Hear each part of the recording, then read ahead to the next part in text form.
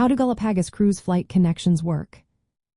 Imagine planning a trip to one of the most unique wildlife destinations on Earth and wondering how to get there smoothly. Well, the journey begins long before you step on the boat. First, travelers fly into Ecuador, usually into the cities of Quito or Guayaquil. These are the main international gateways for visitors heading to the Galapagos Islands. Once you arrive in Ecuador, your next step is a domestic flight to the islands. These flights are operated by airlines like Avianca, LATAM Airlines, and sometimes Equair. Flights from Quito to the Galapagos take about 2.5 hours and often include a stopover in Guayaquil. Direct flights from Guayaquil to the Galapagos are quicker, around 1.5 hours. Many travelers find it easier to fly into Quito or Guayaquil a day before their domestic flight to avoid missing connections caused by delays.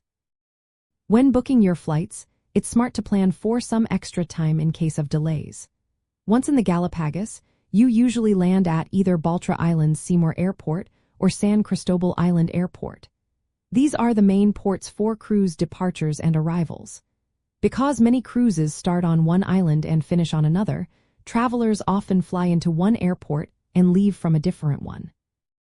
For example, a cruise might begin on Baltra Island and end on San Cristóbal Island.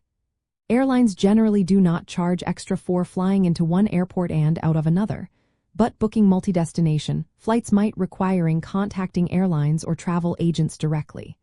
It's best to arrange these flights early and, if possible, together with your cruise package. This way, your flights will match your cruise schedule, reducing the risk of missing your ship.